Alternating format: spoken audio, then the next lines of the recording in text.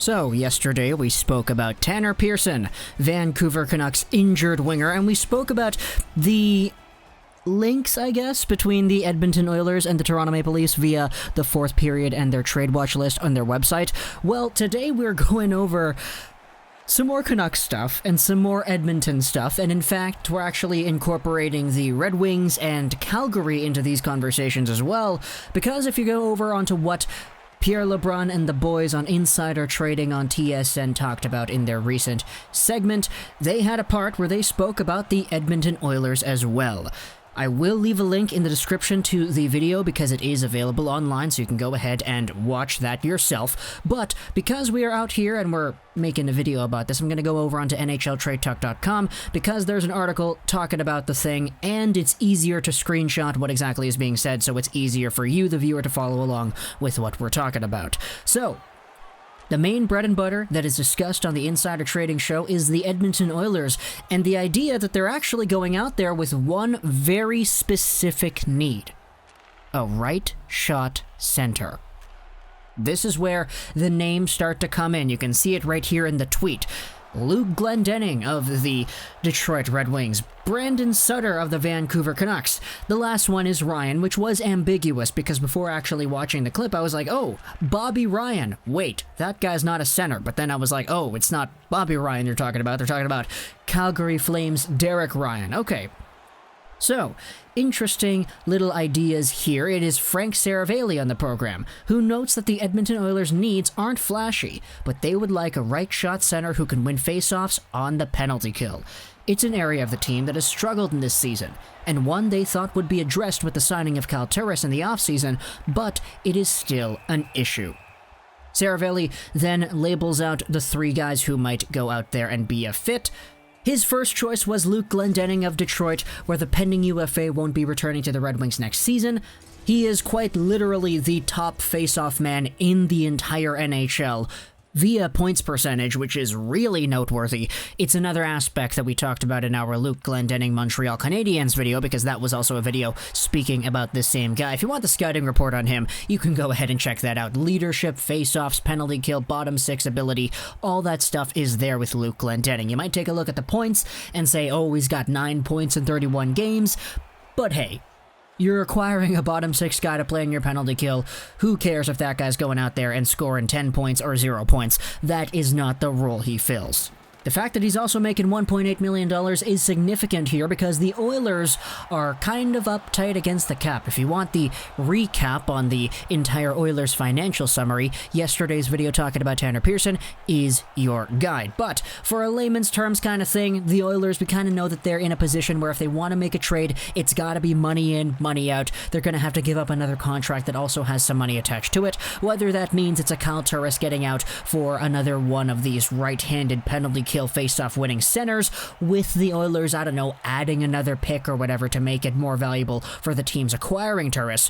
And of course, it doesn't even have to necessarily be Turris specifically. It just has to be somebody on the team who is making a significant amount of money to allow this kind of thing to work.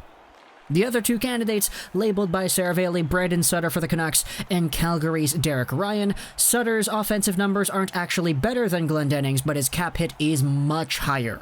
Ryan is a 3.125 cap hit and has produced a bit more in fewer games.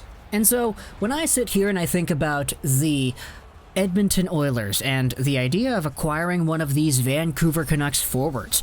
Yesterday it was Tanner Pearson, now today we're thinking about Brandon Sutter. Sutter, to me, honestly, if you talk to me about what exactly it is he brings to the ice, I honestly am quite a fan of Sutter when he is out there and he's doing what Sutter does best. It's winning draws, it's playing on the PK, it's being defensive. But the problem with Sutter this entire time has always been the contract. $4.3-something million is absolutely not worth it at all. And it was never worth it at all throughout the entire time he was here. So, even though Brandon Sutter, if he was getting paid minimum wage in the NHL, $900,000, $700,000 or whatever it was, we would see that as a good player. The fact is, his reputation in this city has been tarnished by that contract, and it's so much to the point that now there are so many debates going on as to whether or not it would be even smart to bring this guy back on a move that would be significantly cheaper, because the damage has already been done to this fan base and this community. Now, fan base and community. Who cares about fan base and community when you're running a hockey team and you feel like this guy is the guy who gives you the best chance to win? Mark Messier is an example of that. But Brandon Sutter is indeed finally expiring, so if there's a team out there that is willing to acquire his services, then hey, be my guest. Just give the Vancouver Canucks a haul that would actually be seen as a positive now, would you? Something like a draft pick, something like a young depth piece, something like, I don't know, any form of youth. Allow this team to get younger, because Jim Benning said it himself, the plan is to go out there and be competitive in 2 years. So, since that appears to be the plan, I would rather see this team go out there and actually keep their word than, who knows, hold on to Brandon Sutter, re-sign him in the offseason. I mean, if they're not able to trade him, then I would totally understand why, but the circumstances make things a lot more dire. If the Edmonton Oilers are in need of a right-shot center who can win faceoffs, then hey, Brandon Sutter could be your guy. As for Luke Glendening of the Red Wings, though, they do have a lot more bargaining power here, first off because their client is kind of better at winning faceoffs, and secondly because their client, Luke Glendening, is a lot cheaper too. I think there's this overall blanket of warmth that Red Wings fans are kind of wrapped up within, where they kind of all believe the same thing. Glendening has been here in Detroit, in Michigan, for a very long time. He has been a leadership presence in this locker room the past few years. He is one of the better people in the entire NHL when it comes to faceoffs and winning draws, and he provides some really good bottom six stability. We noted in the Habs video how important this is, how winning that extra faceoff could barely be the difference between winning and losing a game, and when you're in the playoffs, that's important.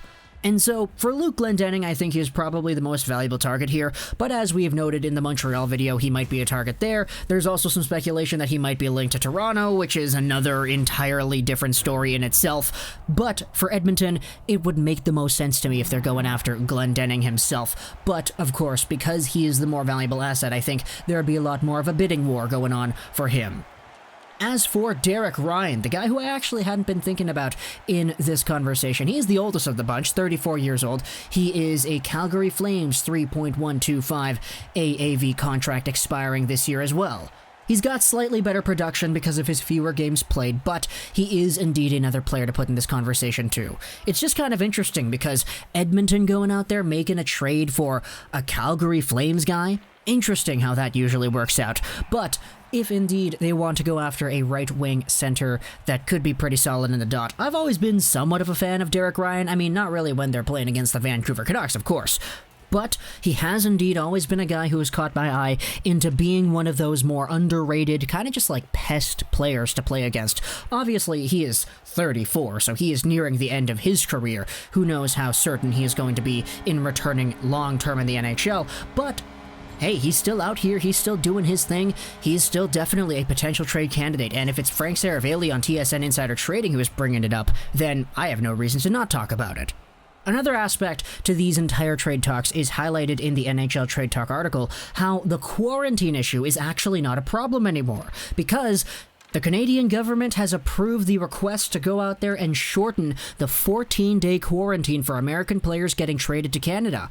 Instead, it's only going to be 7 days now. So, if you were going out there thinking about trading for Luke Glendening before, but you were kind of turned off because of the quarantine, hey, that quarantine is being cut in half. So now there's a lot more of an incentive to go out there for American players. Sure, things on the Canadian front don't change. The conversation about Derek Ryan and Brandon Sutter, that stays the same because they're Canadian teams, and Edmonton is already a Canadian team, if you didn't already know that. But it is indeed another aspect, because Luke Glendening all of a sudden seems like a lot more of a valuable package now that his country that he's currently in is now succumbed to more placated quarantine rules. So, talk to me in the comments what you think about this Brandon Sutter, Derek Ryan, Luke Glendening talk. We're talking about Vancouver and Detroit guys in potential trade scenarios again, because of course we are. And of course it has to be Edmonton again. If you're an Oilers fan, would you want to go out and trade for any of these guys? And if so, what would be the most you would be willing to to give up. Canucks fans, what do you want for Brandon Sutter, if anything? Flames fans for Ryan. Red Wings fans, what would you want for Glendening? Let me know in the comments what you think, because I'm very much looking forward to seeing that. I hope you enjoyed this video, and bye.